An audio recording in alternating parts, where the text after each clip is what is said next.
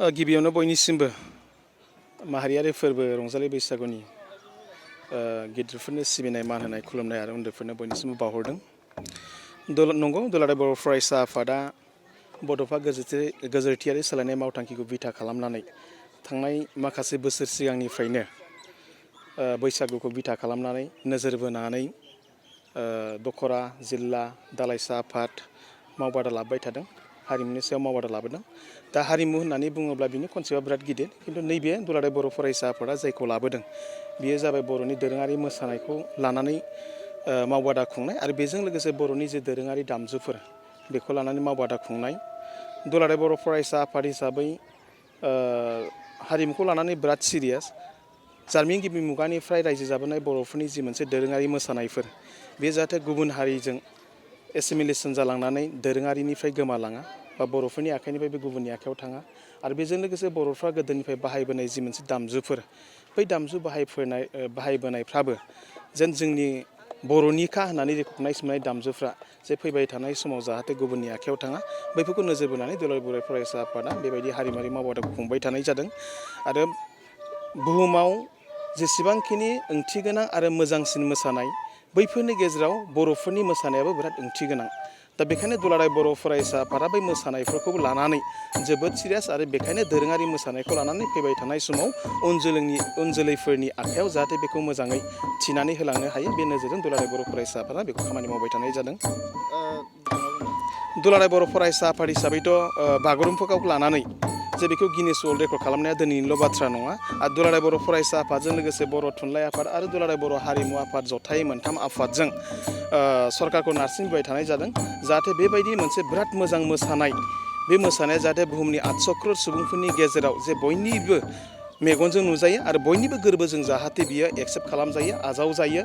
दा बेखौ लानानै दुलाराय बर' फरायसाफ्रा थांनाय 2023 मायथाइयाव बिराद खामानि मावबाय थादोंमोन आरो बेखौ लानानै आथिखालनि बिटिआरनि मानाव गेदेर प्रमद बर' बिथाङाबो जे बागुरुम्बाखौ गिनिस बुकआव लांनांगौनि थाखाय एबसुनि मिशन भिजनजों जथायै जे खामानि मावबाय थानाय जादों।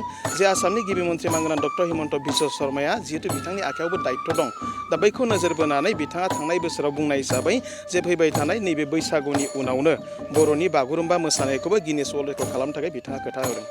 साननैसो सिगां बर'नि जि मोनसे दोरोङारि दामजुफोर आरो बेजों लोगोसे गोदोनिफ्रायनो जे बर'फ्रा गाननाय जोमनाय आरो बर'फ्रा जानाय लोंनाय मैगं थाइगंफोरखौबो लानानै दुलाराय बर' फरायसाफोरा थांनाय गोलाव समनिफ्रायनो जे बर'नि बैफोरबायदि दोरोङारि बाहायनायफोरखौ GI/TAगआव लाबोनांगौनि थाखाय खामानि मावबाय थानाय जादों। आरो बैखौ बिथा खालामनानै दुलाराय बर' फरायसा आफादनि मिशन आरो बर' थुनलाइ आफादनि नाजानाय आरो दुलाराय बर' हारिमु आफादनि नाजानाय बे मोनथाम माहारियारि आफादफोरनि नाजानायजों लोगोसे आथिखालनि बिटिआर सरकाराबो जिहेतु गोबां गोसोखा बिनि सायाव, दा बेखायनो बिथांमोननि नाजानायाव थांनाय 30 मार्च खालि बड'फानि गोथार जोनोम सानाव बेखौ जोङो सरकारनिफ्राय मोननो हानानै जोबोद गोजोननाय मोन्दों।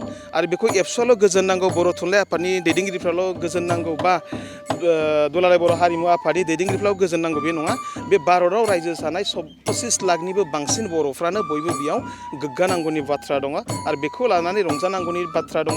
आरो बेफोरखौ बिथा खालामनानै दुलाराय बर' फरायसा आफाद, बर' थुनलाइ आफाद आरो दुलाराय बर' हारिमु आफादा थांनाय 6 एप्रिल खालि क'क्राझाराव जे माल्टिपार्पास जि मोनसे हायार सेकेन्डारि फिल्ड दं बेयाव थांनाय 6 एप्रिल खालि जे रंजानाय आरो बरायनाय हाबाफारि लानानै भारत सरकार, आसाम सरकार आरो बिटिआर सरकारनिसिम साबायखर बावनाय जादों। मानो होननानै बुङोब्ला बर'आ जारिमिन गिबि मुगानिफ्राय रायजो जाबोनाय बेयो मोनसे जारिमिनखामोन आरो फैबाय थानाय समाव आरो इयुनाव जाहाथे बर'नि नैबे जि मोनसे जोङो GI/TAग मोननो हाबाय बै GI/TAग मोननो हानाया बिराद मोनसे गोदान जारिमिन सोरजिनो थांगासिनो दङ।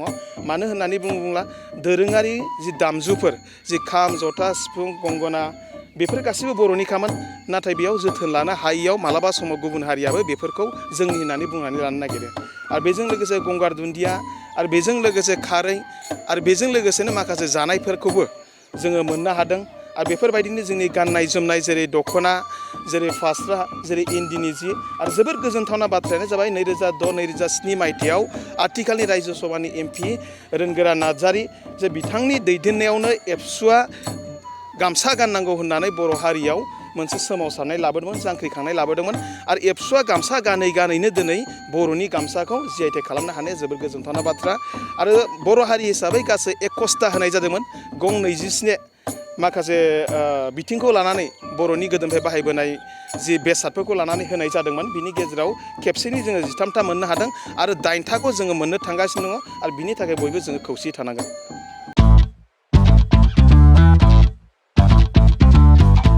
गोजोनथाव खौरां, नोंथाङा नोंथांनि गला एबा अफिस फसंथानफोरखौ जोंख्लाब माख्लाब साजायनो गोसो गैया नामा?